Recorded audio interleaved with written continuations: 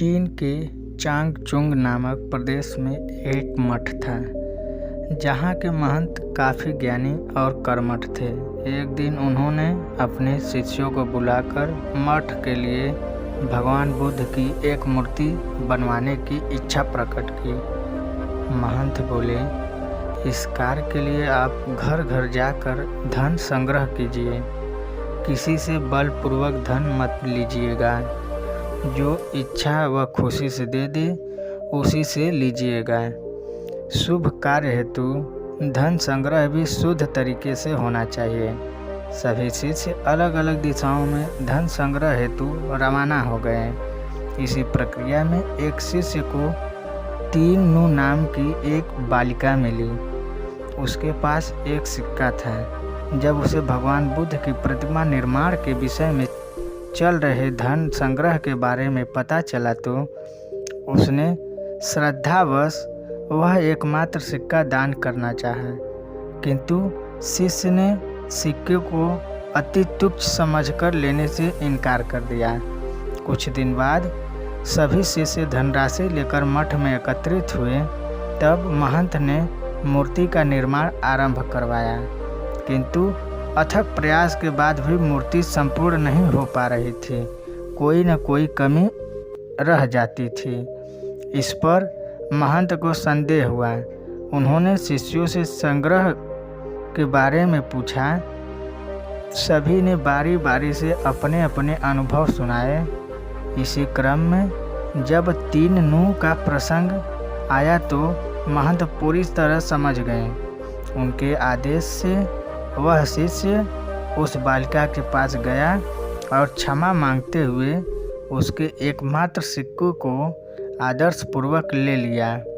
धातुओं के घोल में उस सिक्के को आदरपूर्वक ले लिया और धातुओं के घोल में उस सिक्के को मिला दिया। सहज ही एक सुंदरतम मूर्ति का निर्माण हो गया। यह कथा श्रद्धापूर्वक दान की महत्ता को प्रसारित करता है।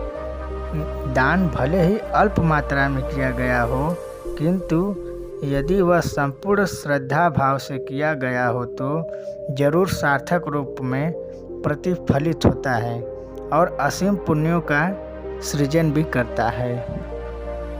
भगवान बुद्ध जब वन से गुजर रहे थे तब एक राक्षसी हाथ में तलवार लेकर प्रकट हुई और कहा, अरे बुद्ध, आज तुम्हारे प्रेम को मेरी घृणा के सामने झुकना ही पड़ेगा। आज तुम्हारे जीवन का अंतिम दिन है। बुद्ध ने मुस्कुराते हुए उत्तर दिया, मैं घृणा, उपहास और द्वेष के आगे नतमस्तक नहीं होऊंगा। मैं निंदा, प्रशंसा अथवा उपहास किसी से भी प्रभावित नहीं होता। तुम मुझसे इतनी घृणा करती हो, पर मैं तो तुमसे भी प्रेम करता हूँ। राक्षसी ने पूछा, तुम मुझसे प्रेम क्यों करते हो? बुद्ध बोले, मैं तुम में माँ का रूप देख रहा हूँ और माँ तो प्रेम का रूप होती है, उसमें हिंसा हो ही नहीं सकती। इतना सुनते ही राक्षसी के हाथ से तलवार गिर पड़ी। हे बुद्ध, तुम धन्य हो। इतना कहते ही वह देवी में बदल गई और अंतर्ध्यान हो गई। दरअसल जो लोग दूसरों से द्वेष करते हैं, अंत में एक दिन घृणा उन्हें नष्ट कर देती है। घृणा से घिरे हुए लोगों को एक दिन घृणा ले डूबती है। प्रेम सत्य के आवरण से ढका होता है। सत्य से जुड़ा हुआ व्यक्ति सदैव आनंद में जीता है। सत्य को केवल अपने तक सीमित मत रखो, उसे अपने कर्मों में ढालना होगा। सत्य रूपी गुलाब की खुशबू है। कर्म, अपने कर्म को प्रेम और सत्य में डुबोकर करो। प्रेम और सत्य मनुष्य को विकास की ओर ले जाते हैं। ध्यान रहे कि ये दोनों मार्ग ईश्वर की ओर जाते हैं। इस मार्ग पर चलने वाला सहज में ही आनंद और शांति को पा लेता है। गौतम बुद्ध के जीवन की एक घटना है। उन्होंने नियम बना रखा था कि वे अपने संघ में स्त्रियों को स्थान नहीं देंगे।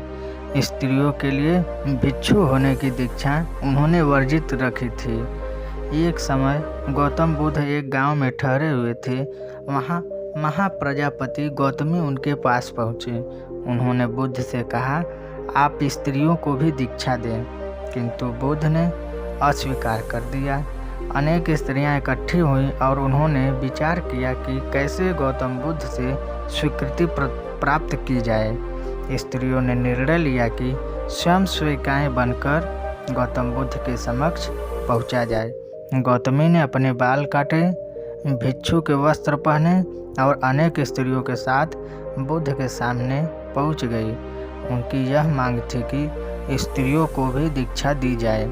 बुद्ध ने अपनी बात को स्वीकार नहीं किया। स्त्रियां निराश हुई। जब बुद्ध ने एक शिष्य आनंद ने स्त्रियों को देखा, उनके पांव सूजे हुए थे, उन पर धूल चढ़ी हुई थी, उनकी आंखों से आंसू बह रहे थे। उन्होंने पूछा, क्या बात है?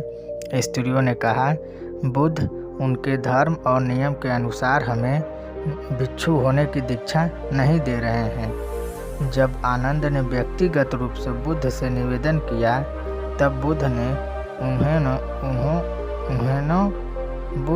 उन्होंने याद दिलाया, इस समय यह सामाजिक मान्यता है कि स्त्रियां मोक्ष की अधिकारी नहीं हैं, पुरुषों के मुकाबले निम्न हैं। तो यह क्या आप भी यह मानते हैं और इसलिए उन्हें दीक्षित नहीं कर रहे हैं? बुद्ध का उत्तर था, मुझे गलत न समझा जाए। मेरी मान्यता है कि पुरुष की तरह ही स्त्री भी निर्वाण प्राप्त कर सकती हैं, लेकिन मैं कुछ व्यावहारिक कारणों से स्त्रियों को संघ में शामिल करने और दीक्षा देने की स्वीकृति प्रदान नहीं कर रहा हूँ। आनंद का उत्तर था, सिद्धांत और व्यवहार में परिवर्तन करना चाहिए। बुद्ध को बात समझ आ गई और उन्होंने यह घोषणा किया कि जो स्त्रियां भिक्षु होना चाहती हैं, उन्हें कुछ नियमों का पालन करना होगा। स्त्रियों ने स्वीकार किया और तब से स्त्रियां भी बौद्ध भिक्षु बनने लगी हैं। भगवान बुद्ध भ्रमण करते हुए वैशाली नगर के वन विहार में पहुँचे। उनके आगमन का समाचार पूरे नगर में फैल गया। कुछ ही समय में मानो पूरा नगर उनके दर्शन के लिए उमड़ पड़ा। बड़े व्यापारी, शिक्षाविद, समाज सेवी, अधिकारी और राज परिवार से जुड़े कई वरिष्ठ भी वहां पहुंचे। सभी की भावना थी कि तथागत बुद्ध अपने शिष्यों सहित उनके निवास पर पहुंचे एवं भोजन का आमंत्रण स्वीकारें। बुद्ध सभी के निवेदन को सुन रहे थे और स्वभावगत मुस्कान के साथ आमंत्रण का आभार व्यक्त कर रहे थे। तभी वैशाली की यात्रयिका आम्रपाली भी वहां पहुंची। वह बुद्ध की शिक्षा से प्रेरित होकर बहुत पहले ही अपनी गणिका वृद्धि त्याग चुकी थी। उसने भी बुद्ध को भोजन का आमंत्रण दिया। बुद्ध ने तत्काल उसे स्वीकार किया और अगले दिन भिक्षुओं सहित उसके घर आने की सहमति दे दी। बुद्ध ने एक शिष्य को यह बात अच्छी नहीं लगी। इतने सारे वरिष्ठों के निवेदन के बावजूद बुद्ध ने आम्रपाली का आमंत्रण स्वीकारा था। शिष्य की दृष्टि में आम्रपाली गणिका होने से घृणित कर्म से जुड़ी रही थी। जब सभी लोग चले गए तब शिष्य ने पूछा, भगवान, इतने लोगों ने आपको न्योता दिया, फिर आपने आम्रपाली का ही आमंत्रण क्यों स्वीकारा? बुद्ध ने कहा, माना वह गणिका थी, लेकिन पश्चाताप की अग्नि में तप कर वह निर्मल हो चुकी है। यदि कोई व्यक्ति इस निर्मलता को प्राप्त कर ले तो वह उनसे भी श्रेष्ठ हो जाता है। जो ऐसे किसी घृणित कर्म में लीन न रहे हो, ऐसे व्यक्ति का आमंत्रण स्वीकारने में संकोच नहीं होना चाहिए। कोई व्यक्ति जब तक बुरे कामों में संलग्न रहता है तब तक उससे दूरी रहे तो ठीक है, लेकिन जो बुरे कामों को छोड़ दे उसे स्वीकार करने में संकोच नहीं करना चाहिए। इससे उसकी इच्छा की ओर बढ़ने की भावना को बल मिलता है।